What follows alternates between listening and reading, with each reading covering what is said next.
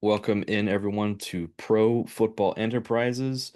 We're still working on a name here on what we're going to call this Commander show, but this is here to stay. Me and Ben have talked about this is Commander's episode show thing that we're doing. This is here to stay. I guess this is an announcement, I suppose. Throughout the season, it'll be a weekly show, not a bi-weekly show. Yeah, And so we're excited for that. But meat and potatoes tonight is the front seven on the defense of the Washington Commanders. We have a few things to to first before we start into that, the front seven. But first, before we even get to the first stuff, Ben, how are we doing? I don't think it's been a while. It's been a while since we've talked. yeah. It's been a couple of weeks. No, I'm really excited, man. We are so loaded. So you mentioned it. The meat and potatoes tonight is the front seven, and oh, by the way, the Von Miller thing, which we unfortunately didn't get to last week, and that was all my fault. But boy, that's the main course, right? But we've got a whole line of courses tonight, right? So we've got the Hmm. first course of appetizers we're going to trot out. We're going to have a little second course, maybe a little bit of salad. Going to have a third course come back out. And then we're going to get to the meat of it. All right. So we're loaded for you guys tonight. And Robertson, you already mentioned it. Every other week throughout the summer, once the regular season starts, we are here every freaking week. We are going to look back for about 5 or 10 minutes on the week that was, the game that just happened, because we can't not talk about it. But then most of the show will be devoted to the week upcoming, previewing the opponent, what we're going to do about it, how we're looking. That's going to be, boy, we're going to hit it hard every single week until the Commanders win the Super Bowl. Oh man. Oh my. Good. Ah, we're okay, so we got to get the rough stuff out of the way first. Okay, because there's some garbage that's mixed in with Yes, this meal here. yes, Maybe we're just hungry. Maybe that's why we're t talking about food. But um, the trash we got to take that out first. Terry McLaurin holdout. yeah, Unfortunately, he yeah. did not report to camp today. Today was the first day of training camp. Um, Adam Peters, Dan Quinn has said that they have been in recent talks. Terry McLaurin saying otherwise, that y'all haven't talked to me at all. Hmm. Um, so some conflicting things there. How recent is recent? You know, there was no time frame given. It was like, oh yeah, we just talked to him yesterday. There's nothing of that. They did expect him at camp. It's a $50,000 fine for him not showing up.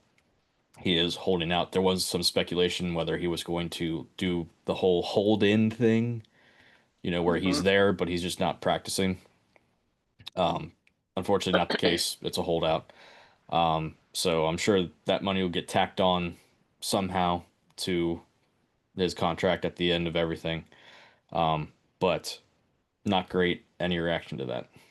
Yeah, I mean, it's one of the few not bright spots in Commander Land right now. I mean, so much rosy and cheery, and you have this.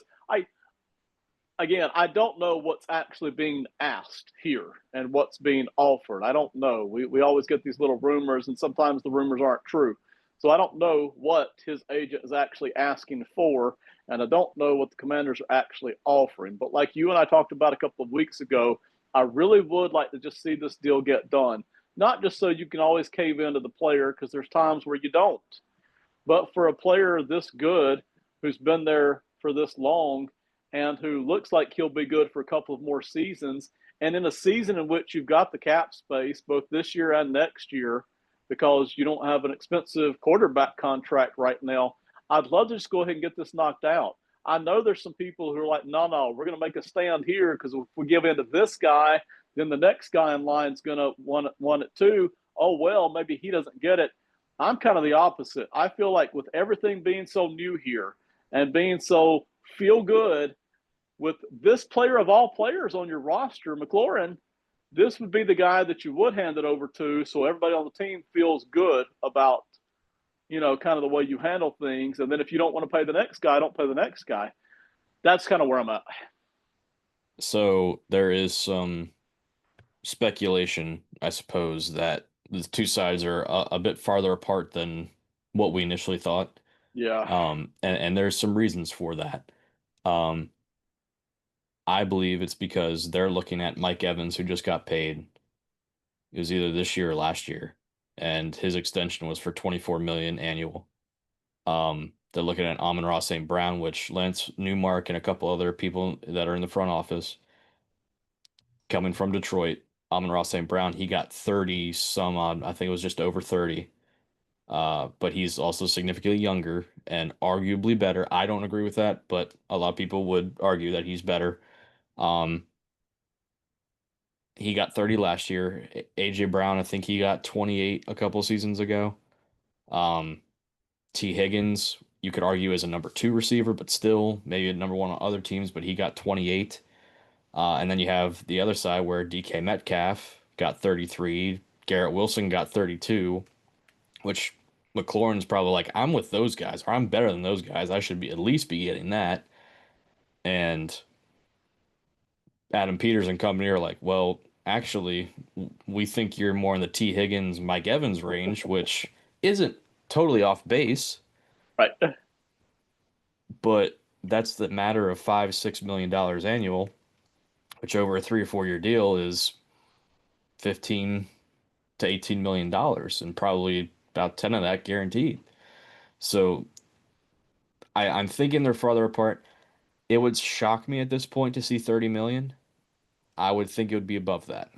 I think that Terry is in his agent, which is apparently not very reputable agent, that they're probably pulling for closer to 32, if not exceeding that. Um, I can't imagine he'd take anything less than that because of the Garrett Wilson and DK Metcalf contracts. And I don't Yeah, blame and him really. I'm sorry. Yeah. No, no, no, no, it's okay. I don't blame him really for not wanting less than that because you look at him and he's statistically better than those guys. Yeah, when you're not one of the elite cream of the crop, which he's very good, but he's not Justin Jefferson and Jamar Chase, then there starts to get to be an argument. I hate this current NFL system that we're in where everybody feels like they've got to top the last guy. I just think that's so ridiculous. I beyond ridiculous. But that is the world we're in, right? Where if you're anywhere close to the talent level of the last guy who got paid, you think you should be getting what he's getting. So I or topping that.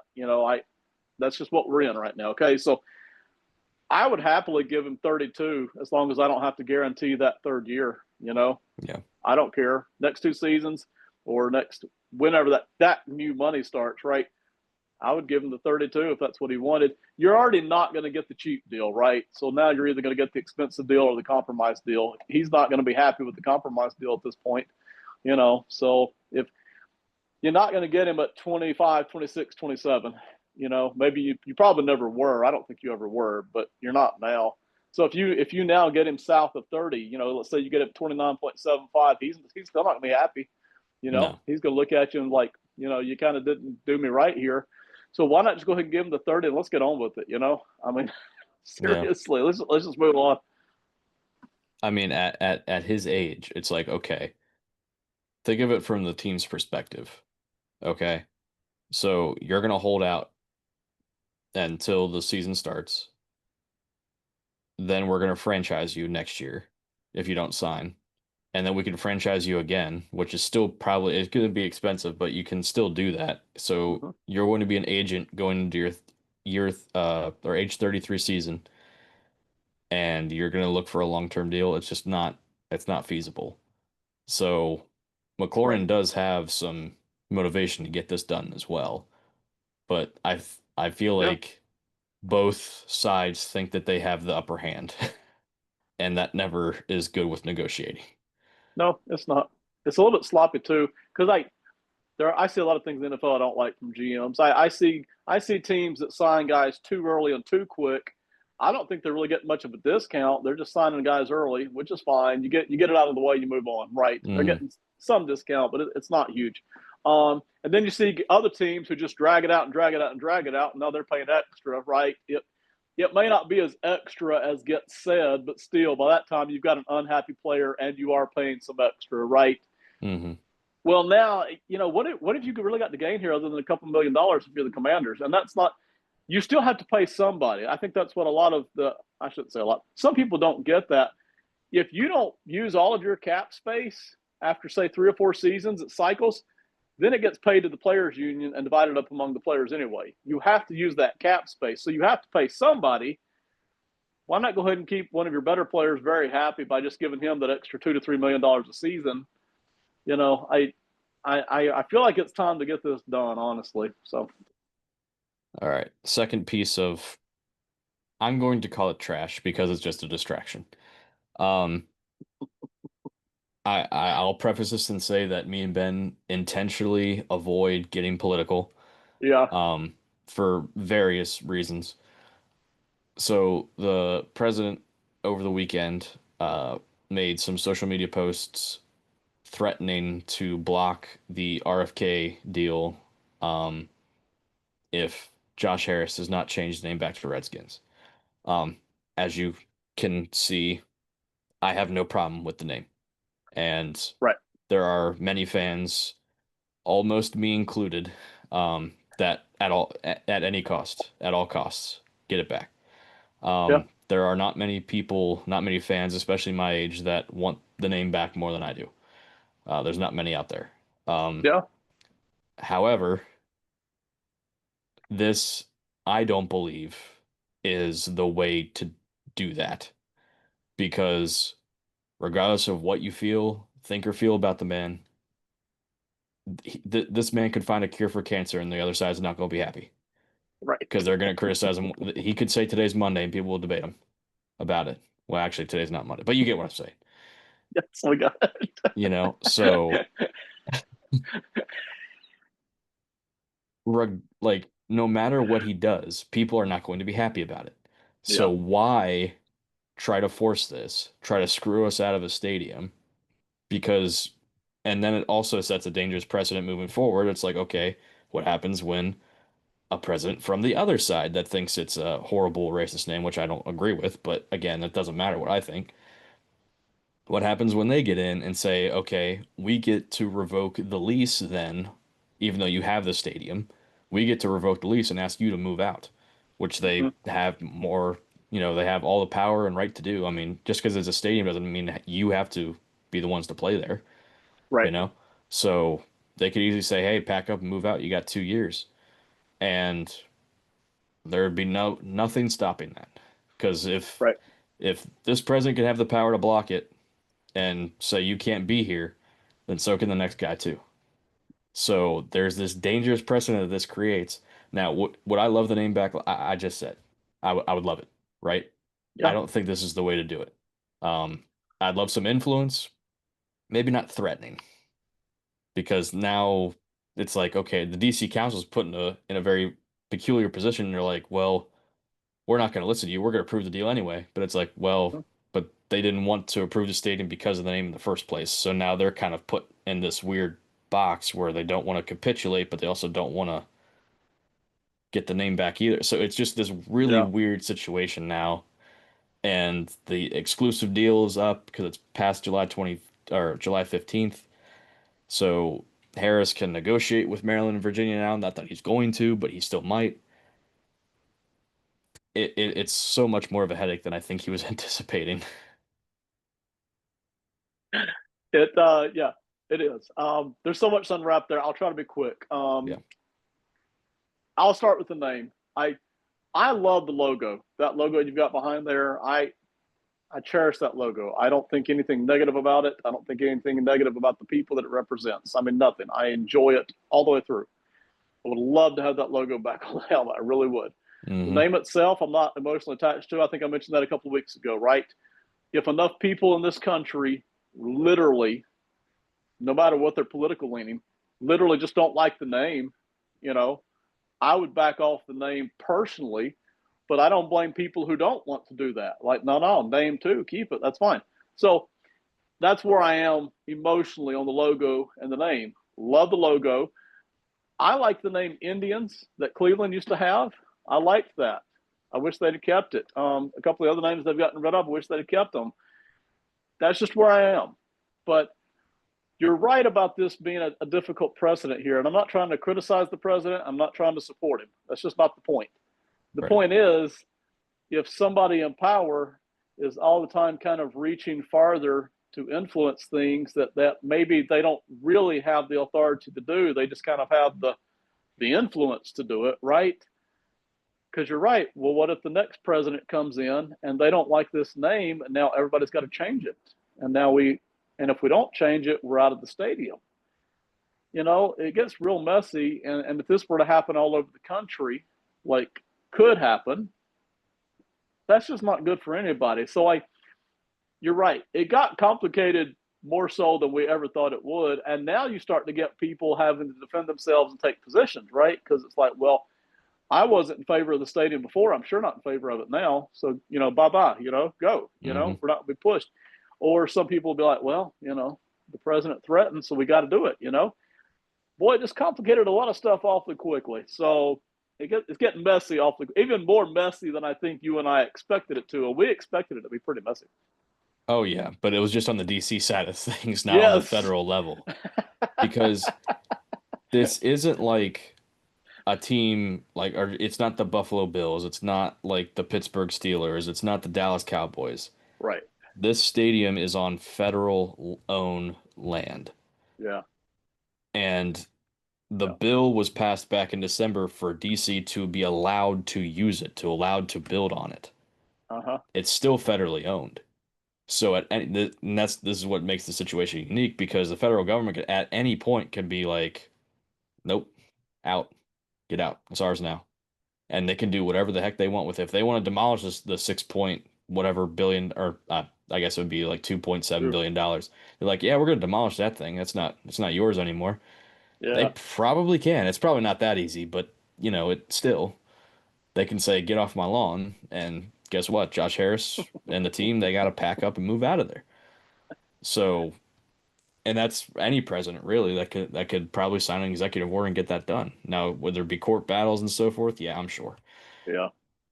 But it's just this, why go down that road? And again, I want the name back just as much as anybody. I want the logo back, especially the logo. Like if I could get the logo back, I think I'd be reasonably happy. But it worries me about what the future holds for that. And would the Yes. NFL even allow it? Like Trump Right. can say that all he wants. But is the NFL even going to allow it? Because now it's like, okay, is Trump going to go to war with the NFL then? Uh-huh. That's a whole different that's a whole different thing there. So this just got way, like you said, way more complicated, way more messy than any of us really thought. From and I just lost his name. From the owner standpoint, Josh Harris. yeah, Josh Harris, sorry. Um, I'm big on weighing percentages, and I'm the outsider here, right? You're the insider. You're the Hmm. Commanders guy. I'm the guy who loves doing this show, but I'm the outside guy. I'm the NFL guy. If I'm Harris and I'm weighing percentages, I get it. DC is where you want to be, and that particular site is where you want to be. But boy, I'm starting to look at this. I'm like, in 5 or 6 years, I could lose the name again and have to rebrand. I don't want Hmm. to do that. I know because we talked about this. I can get a nicer stadium somewhere else. The stadium will be better. Now, it's not the same site and it's not in DC, and that's a problem, but the stadium's better somewhere else. And I might can get better financing somewhere else. And I tell you, if I were the owner as an outside guy, not as a Commanders guy, but as an outside guy, that other stadium option starts to look a whole lot more friendly and enticing as we go along. It just looks like less trouble. Looks like I get better things all around. And the only thing I'm missing is, well, it's not in DC. And I know that's big for Washington people, but as an outsider, it's just not as big for me. I'll say one last thing about it, and then we'll move on to Von Miller. Yeah. Josh Harris is currently building a new arena for the Philadelphia 76ers. So like I said, this man's strapped for cash. Okay. Like I don't know where he's getting his money from. I don't know who he's getting it from, but people must really like this guy. Like we talked, audience doesn't know what the heck we talked pre-production, how expensive everything has been for Josh Harris and all that. Like, Yes. so he's building a new arena in Philadelphia. He wanted to be in downtown Philadelphia. I don't know all the details and all that, but there was so much stuff that he said, you know what, never mind. I'll build it outside of town. Or it's not completely outside of Philadelphia, but it's not where he originally wanted. Yes. And I understand that this is his baby now, but kind of like what you mentioned, I'm starting to wonder if his patience is wearing thin. It's like, you know what, Maryland, give me your best offer right now. I'll probably take it. Right. You know. Yeah. Yeah, and again, I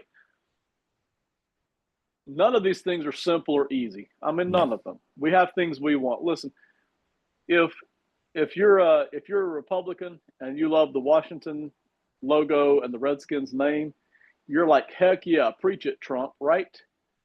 But if the next president comes in 6 years from now and you are, and he or she is a Democrat and you're a Democrat and you hate the logo and you hate the name, and they're ready to get rid of it, you're like, heck yeah, I don't care if it's an authority overreach, but yeah, get rid of that. So often we just want somebody to agree with us. We don't really care if it's an overreach or not. We just want somebody to agree with us. But that's really not the way the country should be run, right? We Whether somebody agrees with us or not, there should be some certain general kind of let's treat each other with a little bit of decency here kind of things. And that's unfortunately that's not what's happening. But man, I tell you, if I'm Harris, and you're right, he's already shown that pattern here with the 76ers.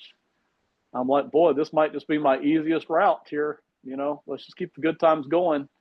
So I mean, that's what I'd be thinking about. All right. So Von Miller, 36 years Ugh. old. Um, Signs a 1 year deal here with us. We can get into the super deep dive of how he fits in, all that other stuff. We'll get into that later because we are previewing the front seven this evening. Yeah. 1 year deal, 6.1 million, can earn up to 10.5 with incentives. I'm assuming that has to do with sack numbers, Pro Bowls, All Pro, how far Mm-hmm. we get into the playoffs. I'm assuming it all has to deal with that. Probably games played, percentage of snaps, all that stuff. So, what does this say in your outsider view? A guy like Von Miller, who is clearly has been ring chasing the past 5, 6 years, right? That's because that's all he's been doing is, I mean, Right. he went to, where did he go? He went to the Rams, then he went to Buffalo, and now he's here. Yes.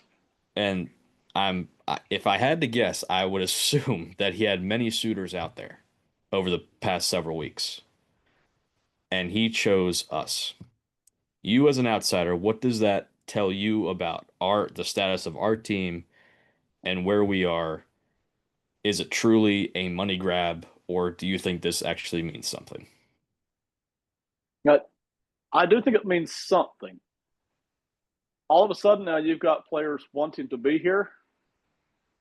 Players like Laramie Tunsil, who of course was traded, not signed, but you've got players like Von Miller wanting to be here. You got players like Bobby Wagner wanting to stay here. And you're right. I'm sure Von Miller probably had more than one offer on the table. And if he didn't, I'm sure he could have waited. He don't care about training camp. Yeah, you know, yeah, what's any training camp for other than to get accustomed to his teammates and study the playbook, right?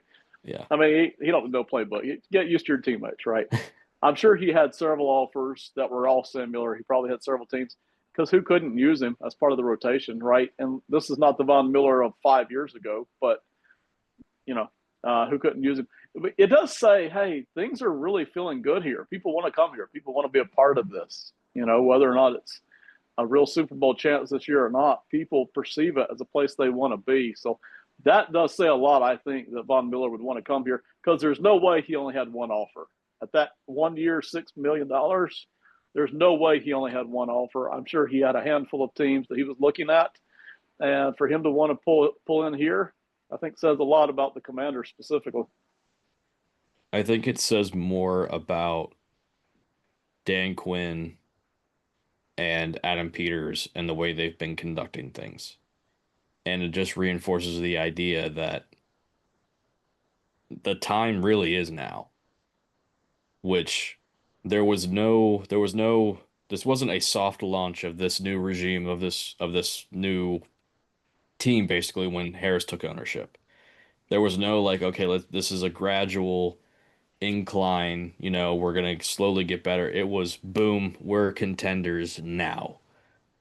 That would have never crossed any of our minds, like at all. Like it almost wasn't even possible. We didn't, like us as fans, we didn't even feel like it was ever going to be possible again. Like there was new hope, Right. but this quick, was never even a thought. At least certainly wasn't for me. And I guarantee it was for many others as well.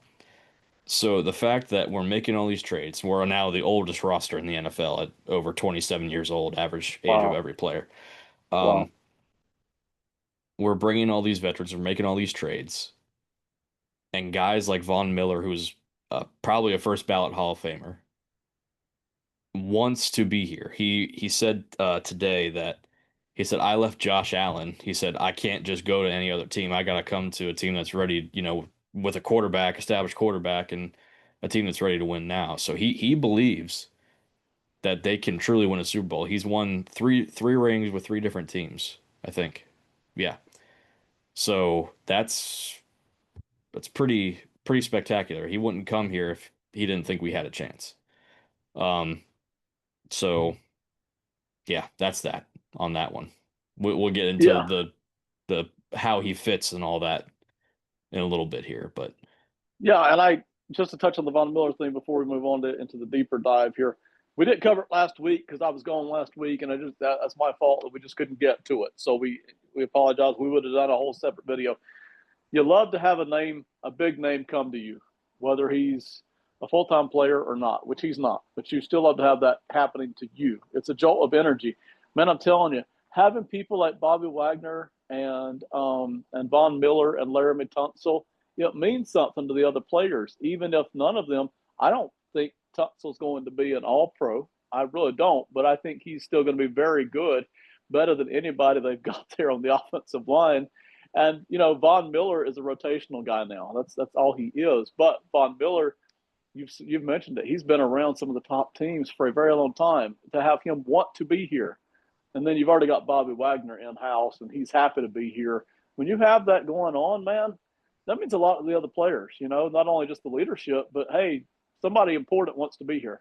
That's a big jolt right there. So I really, really do love this, even though, I mean, it's a low risk deal, 1 year, 6 million. There's no risk to this, but that this is still important for a team like the Commanders trying to reestablish everything that was lost for 25 years. so the team has brought in because the roster was in shambles, okay? But within the past year, this team has brought in Bobby Wagner. So all older guys, Yeah, but the talent level has skyrocketed because of it. So we got Bobby Wagner we brought in, Zach Ertz, Frankie Louvu, who he's younger, but right. he's not 22. I think he's like 27, 28, something like that. Traded for Marshawn Lattimore, traded for Deebo Samuel, traded for Laramie Tunsil, as you mentioned. Now we have Von Miller. Yeah, Most of these guys are pushing 30, if not well over their 30s. But those are, other than Jaden Daniels and Terry McLaurin, those are all guys that are either better or just as good as those players now. And it puts you in a position to where we can still grow that underlying, the new draft class, that last year's draft class, and any of the undrafted free agents, while we still have these older players that are, or at least once were, peak, top of the league guys. So it is this kind of weird mix that they're balancing with they're bringing in young guys to eventually take these guys' place, but we still have these guys here with us. And I think it's set up to where we can win now. I don't know if it's yeah, enough, and we'll get to that later. I don't know if it's enough, but it certainly feels like we're going for it. it does. And I'll take that a step further, kind of from a general manager mindset, I guess. Um, you don't have a lot of money tied up in these players either. So Right. how often have we seen people go from the Patriots to a different organization and then bring in a lot of Patriots players to institute the Patriot way, and then you're paying them a whole bunch of money, which is not the Patriot way, and you don't have the Belichick brain to go with it, and you don't have the Tom Brady quarterback to go with it. All you've got is a bunch of expensive ex-Patriot players, you know. And we've seen that from other people and other organizations too. That's not what's happening here. You have real work being done in the draft to bring in some real players like Jaden Daniels. Been the big one. You have Dan Quinn going on here, who's working the defensive side and getting more out of that side than is even there. And then, oh, by the way, we're going to bring in these veterans who not only have a name, but they work hard and they don't cost a lot. That's the key, right? They do not cost a lot. You're not locked into these guys for 3 or 4 guaranteed seasons. So I really love the way they're doing that. I think that's very important. All right, and then last bit of news that we missed while in the couple weeks since we've recorded video here is Art Monk, number 81, being retired. Um, Finally, right? You could argue that maybe a Charlie Taylor or maybe even John Riggins should have gotten it before him, but still well deserving. Um, you know, not many better players in the organization could have received this honor. Um, there's only a handful left that probably should have their number retired. He's definitely on the list, and it is happening. This I just wanted to show this as some of his career accomplishments for anyone that would even doubt that Art Monk should be his number should be retired. Um, Set the record for most receptions in NFL history at the time when he retired. Um, at the time, set single season receptions record with 106. How weird is that now? 106 receptions was the record back in 1984. Um, had a record of 183 straight games where he caught a pass. Two-time All-Pro, three-time All-Pro, or three-time Pro Bowler. Sorry. Um, 2008 Hall of Fame inductee, Ring of Fame inductee with our team, and again, can't think of a more deserving play. I wish I could have watched him. Um, I know you did when you were, growing up and all Yeah. that, but I wish I could have really, because just seems like a class act. I loved Art Monk. He was one of the names, and to be honest, while I did watch his last 5 or 6 years, I missed his best years. I didn't even get to see him in his truest, purest form. But even in those later years, you could still see speed, smoothness, length, intelligence. I mean, I loved watching him play, and that wasn't even at his best, you know. So I'm really happy for him. I won't weigh in on the other players and where they would rank on the Redskins list here, but he's one of the guys who definitely deserves it. He's one of the guys you instantly think of, especially with that '80s group. Man, that '80s Joe Gibbs group is just, especially that later '80s, because I often think of Riggins with the early '80s group and Art Monk as the late '80s guy. But boy, he was so beautiful. And honestly, you kind of look back at his career statistically and you're like, well, why didn't he get more Pro Bowls and All Pros? I think a big part of that was just how many good receivers were sitting over there on the NFC side, you know? And that wasn't just true at the receiver position. We've talked before about in the '80s, man, so many of the good teams and the good players were sitting on that NFC side from the '80s all the way through the '90s. There was a reason. I forget what was it, 16 straight Super Bowls. I think the NFC won. But during the '80s, you had the Bears sitting there, you had the Giants sitting there, you had the Redskins sitting there, you had the 49ers sitting there with a couple of other teams that would rotate in and out. It was just tough, but Art Monk, unbelievable player and absolutely deserved this. And I really did enjoy watching him play too. Yeah, and his number will be retired week 9 against the Seattle Seahawks. Sunday Night Football, primetime game. I will be attending that. Very excited for that. All right, now before we get into stuff, Box Score YouTube Yeah. channel shouting out. Go please like and subscribe the latest video where I I debate our good friend Simon Short. Um, this let me preface this. I don't want to go too much on a tangent here, but let me preface this. The name of the video here, Trevor Lawrence comp, is Daniel Jones. I made this comp in the middle of the podcast of On's Odd Favorite. Okay. And he said, okay, this is going on YouTube. Let's do this thing. And I made the comp that, okay, quarterback that's now on his fourth head coach had one good statistical year, won one playoff game, and got paid because of that instance, and is way overpaid to a lesser extent, which I have to emphasize. That's Daniel Jones. It's not the exact same situation, but there are comparable situations. And that was me pretty much asking Simon to tell me that I'm wrong, that like how many more times you can do this with Trevor Lawrence, like how many times we're going to go back on this thing. And that's the video. 10 minutes of that. So make sure you go, leave your criticisms of mine or tell me that you agree with me, which hopefully you do. But um, regardless, go check that out at the Box Score Network YouTube channel. Like, comment, and subscribe on that if you could, please. And while you're at it, you're already here.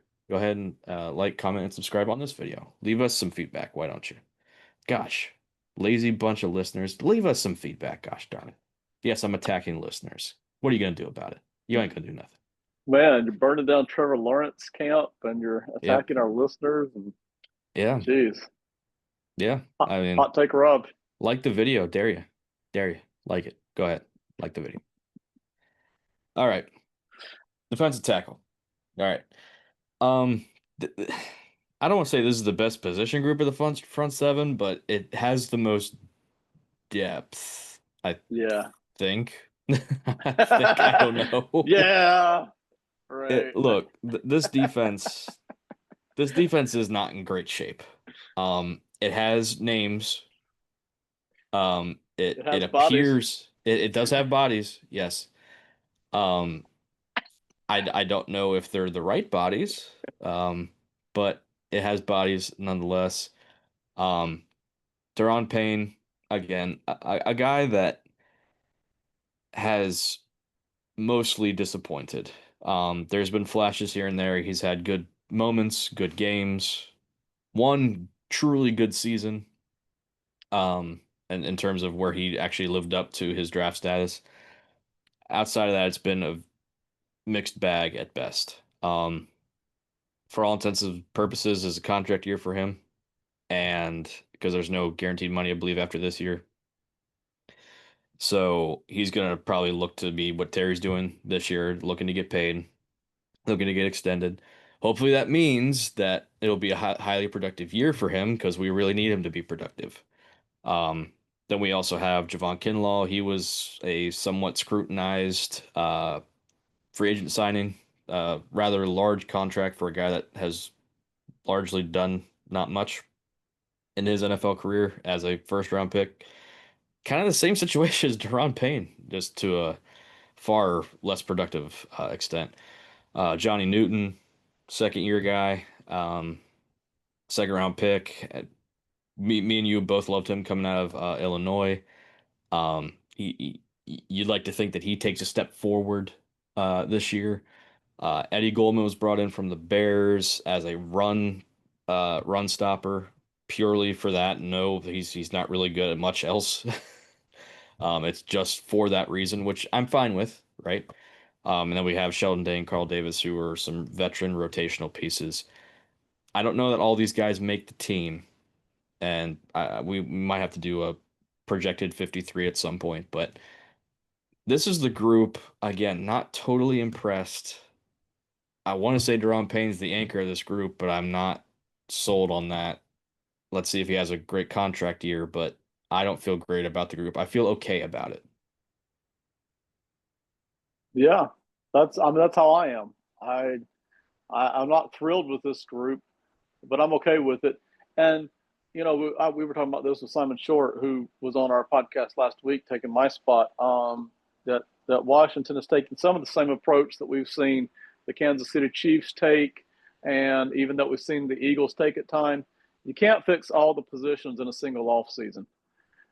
You really can't fix all the position groups in two off seasons. It takes more than that. It takes three or four, and sometimes the work you did two off seasons ago on one position group didn't pan out.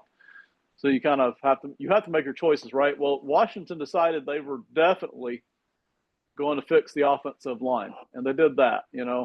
We're excited about that, and they decided they were going to give Daniels somebody else to throw the football to, so they did that. So we're excited about that. Defensive line didn't get a whole lot. We mentioned that they were going to make another move, and Von Miller is that move. So we like that. We'll get to that in a minute. Defensive tackle, though, is solid.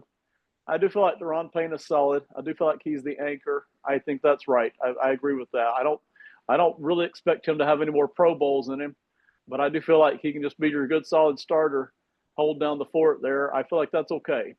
and at least you have experienced guys behind you there with Kinlaw and Goldman and even the other guys to a degree. It's just low on talent, right? You're like, boy, I kind of hope they keep rotating these guys in and out to keep fresh, and I hope they keep putting in the guys when it's time a running down. I hope they put in the guy who can stop the run, and hope they can get him off the field for passing down and get in the passing guy, right? So, you hope they rotate these guys in and out a lot. You hope somebody steps up. Maybe Jazon Newton steps up a little bit more than he ever has. But this is just kind of your workman-like defensive tackle group. There's nothing special or standout here. You can only hope that Ken Law has a couple of big games. Newton maybe steps up. That's what we're hoping for. But hey, you've got guys who have been on the field a good bit. You've got one guy that you feel like can be an anchor. You got a young guy that you feel like can offer you some hope, and then you do have guys with experience. So that's fine. It's not a disaster. I think if Newton takes the step forward, because I know I was high on him coming out of Yeah, Illinois. I think you were as well. I liked him too. Yeah, I think if he takes a step forward and is that pass rushing kind of prowess that he had at Mm-hmm. Illinois, that completely changes things up front for Washington. That allows you to do so many different things, have him included in so many different packages if he does truly take a step forward. If he doesn't, though, and if he's more the same as he was last year with minimal improvement, then I don't see this turning out very great. We would need a lot from Javon Kinlaw, a lot. But that's why you paid him. Yeah, At some point you got to be like, hey, you got to live up to your contract, man. So I know he just got here, but I feel like that's this move, me included, highly highly scrutinized. So paying a lot of money to someone that hasn't done a lot. So yeah. I'm reasonably optimistic that there's going to be some improvement here, but I can't say that it's for sure gonna happen either. It's conflicting. Yeah, the potential's there for it. I sometimes I feel like this gives you I feel like it gives us an indicator of what the general manager is planning over the next couple of off seasons. I also feel like it gives us an indicator of what Dan Quinn is planning this regular season. So Quinn's probably going to rotate these guys in and out a good bit, which is normal for defensive lines, right? But that's what he's going to do. Hopefully, get them in their situations, whatever that is, whether it's pass rush or run stop or hey, just generally good play beside Deron Payne. And then that would indicate, hey, defensively, we're not leaning on the defensive tackles to be special.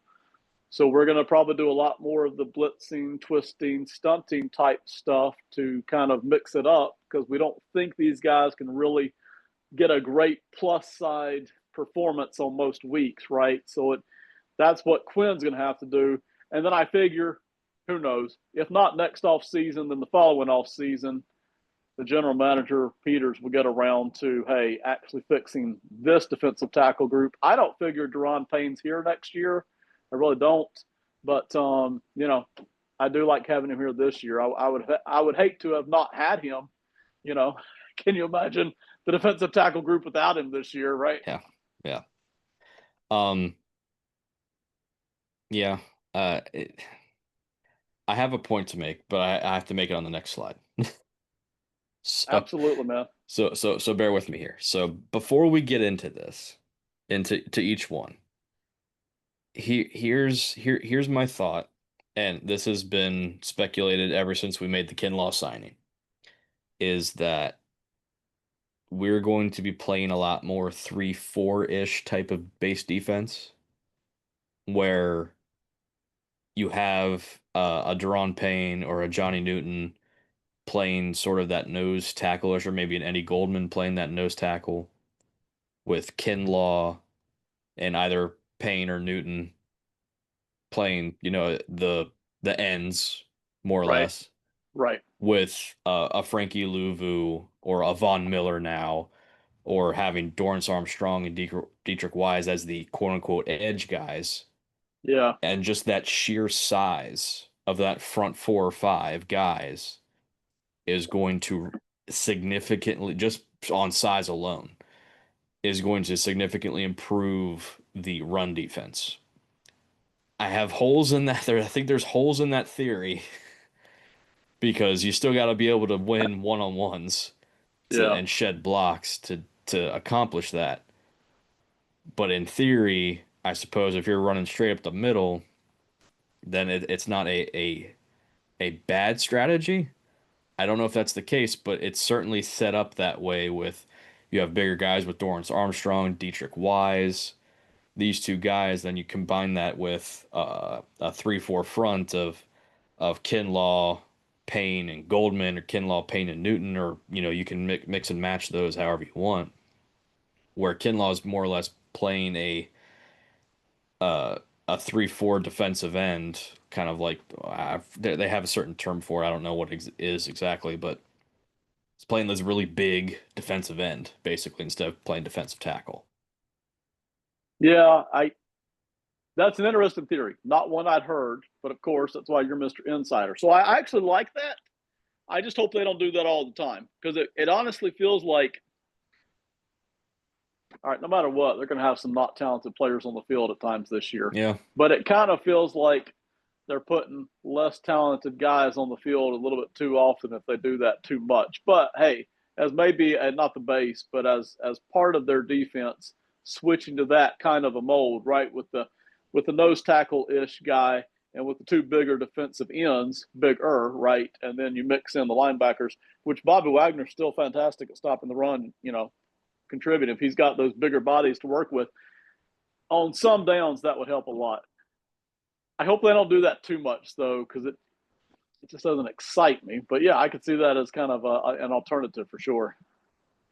I mean, if it's your quote unquote base defense, I mean, they're only going to be in about 15, 20% of the time anyway, because base might, as these days, might as well just be nickel, because that's what Basis most, nickel, yes, yeah. I right. mean, that's what 40 to 50% of the time anyway. I So, probably, I think more. I haven't run the numbers, and I'm sorry I haven't. I think for most teams, nickel is base these days, and I think it's a lot higher than that. To be honest, yeah, so getting to the defensive end, the true quote unquote defensive ends or edge defenders.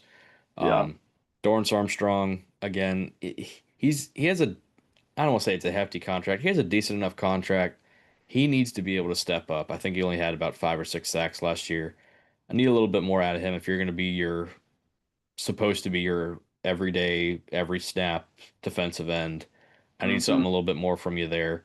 He did come on towards the end of the year last year and into the playoffs. He did start making some more plays, so maybe it's just one of these things where he needs to adjust with the line, adjust with the scheme, and all that.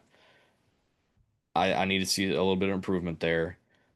Dietrich Wise, when we made this signing, a solid guy in New England, nothing flashy. He had a few decent seasons. I saw that as more or less, okay, we need someone to play defensive end, and we need to be able to rely on this guy that he's going to be in the right spots at the right time. And they clearly didn't go for pass rush prowess there. Um, but he's going to be a solid guy.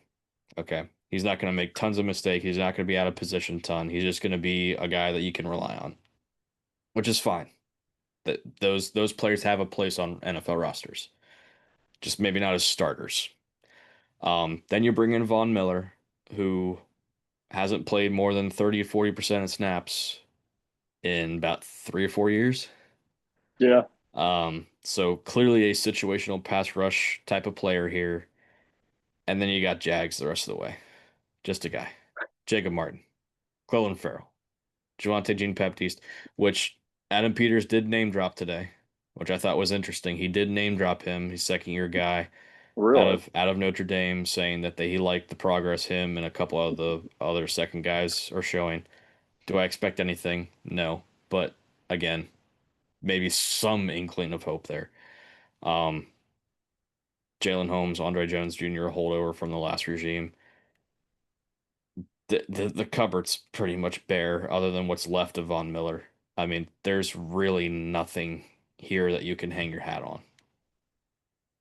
No, I agree. You mentioned that jag term. It is a lot of just the guys, and that's true of the whole defensive front line here. when I'm looking here at edges and defensive tackles, it does feel like Kinlaw, Payne, and Armstrong probably get more snaps than anybody else. Just hey, here's solid guys that eat up a lot of snaps. And then you mentioned it, situational pass rusher when it comes time to let's get after the quarterback on this down.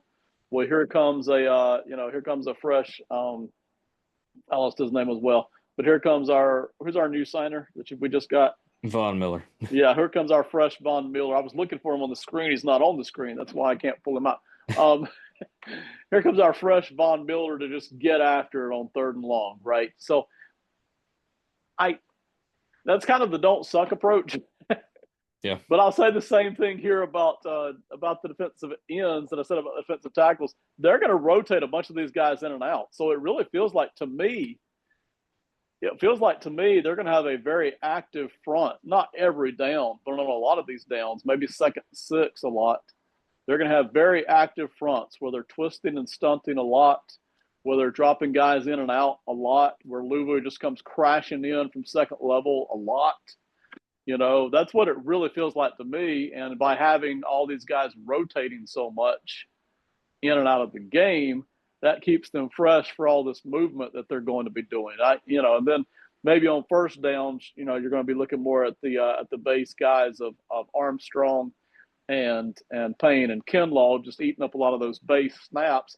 And you're hoping that second down is favorable, like second and 7, second and 6, instead of second and 3. So, that's kind of what it feels like to me when I'm sitting here looking at this defensive line. I mean, I really don't know what else there is to say about this group. Um, Yeah. it's the most blah blah that has ever blawed. I mean, Von Miller is the only somewhat exciting thing here. Yes, he is. And it's more or less his presence on the team that's exciting than the actual player itself. Like to me, a successful Von Miller season looks like about 6 to 8 sacks, or Yes.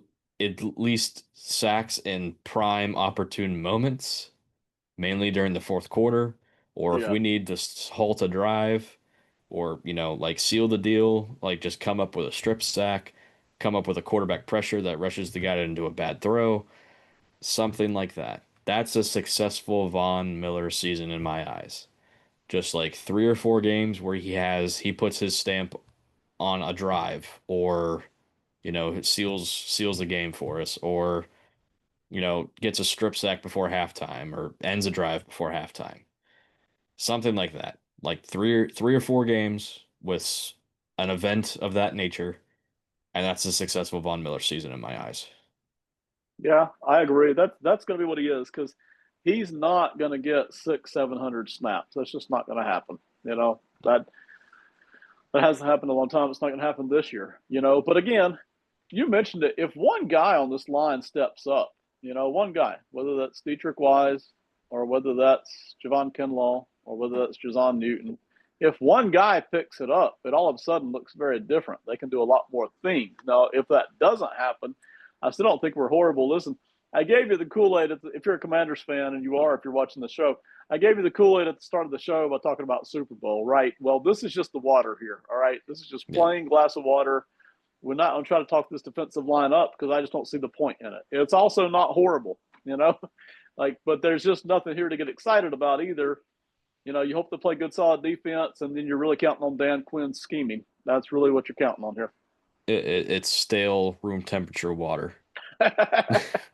Not even cold water. No, it's room Just temp. It's like a bottle of water, like from that you left in your car, and it's like it's just you're dying of thirst, and that's all that's there. It's like, oh God. this is getting worse, man. Yeah. Yeah. So you know what the unfortunate thing is that we have to use this guy, Frankie Louvu, as probably our primary pass rush option, Yes. which isn't a Yes. bad thing because he's really good at it. Not But bad. you'd really prefer almost to not use him this way, Right. but you have to. Um, Again, it's one of those conflicting things. It's like, well, we have to use him this way, but he's really good at it. but you'd really like to use him, not have Bobby Wagner, the 30, however old he is now, almost at the end of his career here, be the only linebacker on the field that's truly playing linebacker. Yeah. Um, so this group, again, totally uninspiring outside the top two guys. And you could even argue that Bobby Wagner at this point in his career is just, at this point, a presence and a leader on the field. Clearly, we saw last year physical decline. I mean, he's still, all pro linebacker, Right. still an all pro linebacker, him and Frankie Louvu both. But you really wonder how much longer he can keep this up. And, you know, one of these other guys has to have to step up at middle linebacker to play alongside with him. Because if Louvu is going to be rushing the passer all the time, there's got to be somebody else. And God forbid Wagner gets injured, even Louvu gets injured. You're relying on Jordan McGee, who hasn't played an NFL snap yet. You're relying on rookie Kane Madrano or Dominique Hampton that hasn't, the second year guy that hasn't played an NFL snap yet, or on defense, not that I can remember. So pretty much three rookies, basically, behind two all pro linebackers. Um, yeah, not great.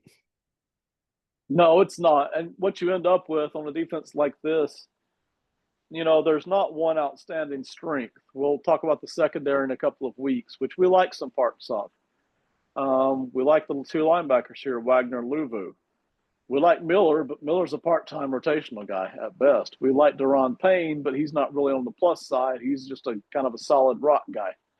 So you would love to have one or two strengths on this defense that could then help the other units, but that's not what's going to happen. Every unit is going to have its hands full, and yeah, they're all working together as a smart defense, but they've all got their hands full. The defensive line's got its hands full every week. Linebackers got their hands full in pass coverage and 3D defense every week. And the secondary is going to have its hands full almost every single week. So you're really not going to be able to pull the troops from one part of the field to the other, right? They're all got their hands full. And so that's going to be a problem. If injuries were to start, that's going to make it even worse. So, if they can stay healthy, though, love Dan Quinn's scheming. There's enough guys here up and down this defense to where it could put up a fight. That helps. But specifically the linebackers here, Bobby Wagner, in a phone booth, he's still outstanding, man. Goodness gracious, grinding, smart, intelligent, knows where to be, can stop the run. He just can't get sideline to sideline anymore. That speed is not there like it used to be, that Hall of Fame level speed. So he's kind of, now working his part of the field, right?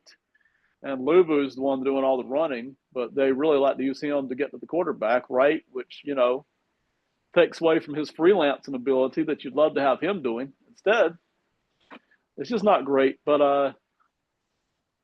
it is what it is. I think Louvu last year was one of the only players to have 200 snaps. I think it was 200 snaps rushing the passer, 200 snaps in coverage, and 200 snaps. It was either at line, like at as an off lined up as an off-ball linebacker or something of that nature. Like he was the only player to do that last year, which just shows his incredible versatility. Um, Look, Kane Madrano, Dominique Hampton, these two guys. Dominique Hampton isn't even listed as a linebacker, but he's more of that box safety type of guy that you're not going to have him back deep. You're going to have him exclusively in the box, which is, more or Yeah. less kind of that. Kane Madrano, he might be more better suited for safety, but he's listed as a linebacker.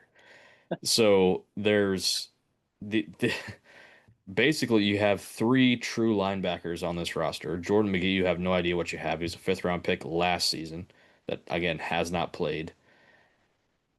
They like him, but how much faith can you put in a second year, fifth round linebacker that hasn't played yet? Yeah. I, it's just the cupboard's bare here on the front seven. It's very much a shame because of the expectations that we have. Yeah, it is. And I think that's one reason, because again, This is probably, we didn't mean for this to be. This is, I'll bet this segment right here that we're doing on the linebackers and the defensive line, this is probably the most boring, mundane segment we've done all summer on the Commanders. We've had a Yeah. lot of exciting segments. Tonight we've had them, but this is not. And we're not going to try to misrepresent it. But when you look around the country right now, there's a lot of people pointing at the Commanders and saying, hey, time to level up. It's here. Well, that's true. But as you and I have pointed out all spring and all summer, there's still some holes here. They've tried to patch what they could, but that doesn't change the fact that I hope we score a lot of points this year because we're going to need it in a lot of these games. I don't know that we're going to be bad on defense every week, but there's going to be some weeks we're just not going to have an answer on defense. And boy, I hope we outscore them because this is we're kind of running out of words here. We don't want to be too gloom and doom on this.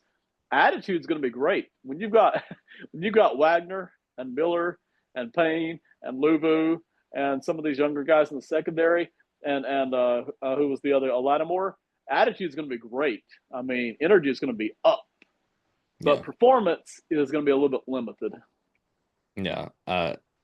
You hate to sound so gloom and doom because you have two all-pro linebackers and Yes, a Hall of Fame edge rusher.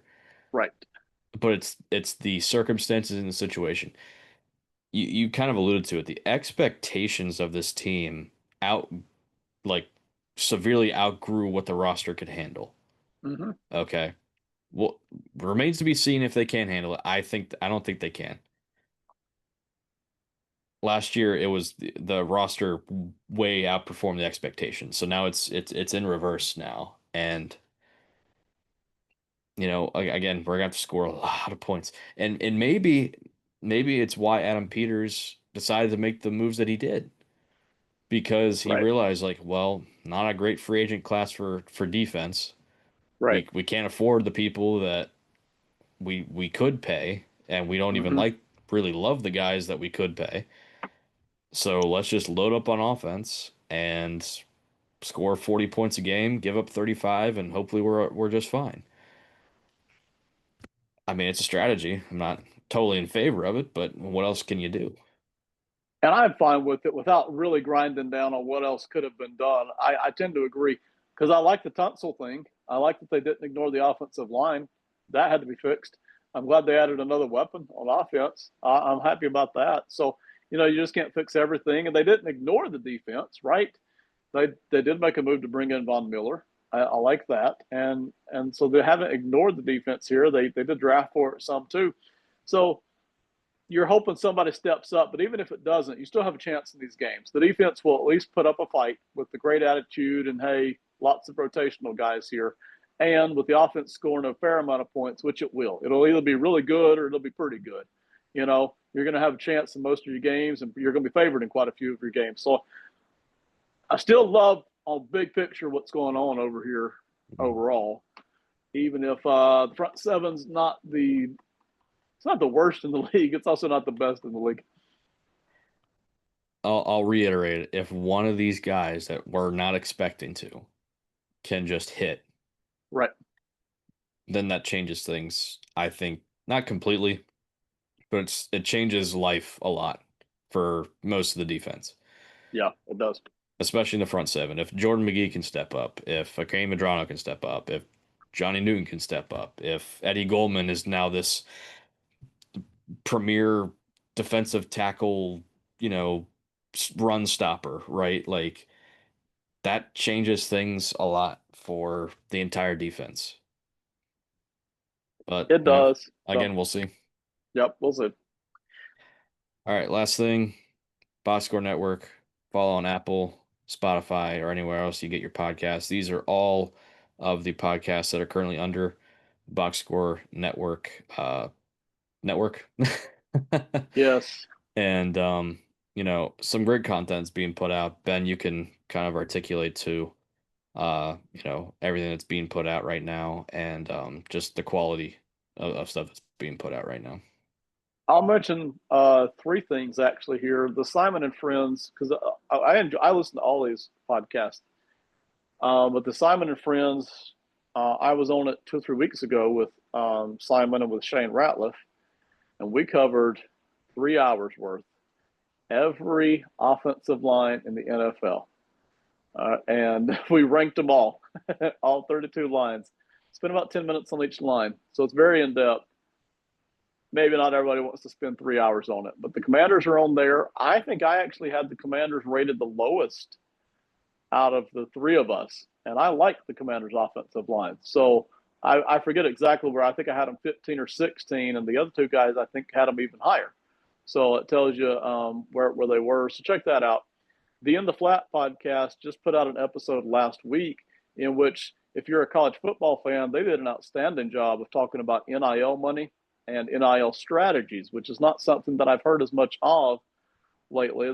I hear more complaining about NIL than I do intelligent NIL strategy talk. So I really enjoyed that segment as well, right off the bat there in the flat. And then coming up next week, you and I on Odds On Favorite, we're going to go back to the international games, which the Commanders have won this year. So we're going to cover every international game of the NFL this year. We always do this every offseason. So check that out on Odds On Favorite next week. We'll also be doing a couple of other things, but that will be one of the main features next week. Odds On Favorite. All that's on Apple and Spotify. All right, make sure for Pro Football Enterprises that you are subscribed to the channel, like this video, set notifications, and leave us a comment. Like I said, stop being lazy. Just do it. Just do it. It's 3 clicks. It's 3 clicks to hit the bell, hit the subscribe button. More buttons if you want to leave a comment, but just do those things. It won't hurt you. I promise. It won't hurt you. Let me Um, real quick here, because I mean, if somebody's hanging around with us this long, they might as well hang out with us another minute. yeah, I actually saw that there were a couple of comments on our last show. So let me pull those up. Now, it could have just been that a bot, right? I'm pretty yeah, sure the first couple of comments we get every week is just from bots, okay? yeah.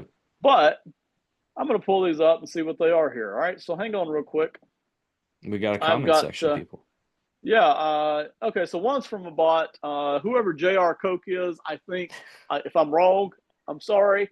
But J.R. Coke almost immediately responds within the first 30 seconds. I'm pretty sure that's a bot. Yeah. Okay. It's never offensive. It's just regular.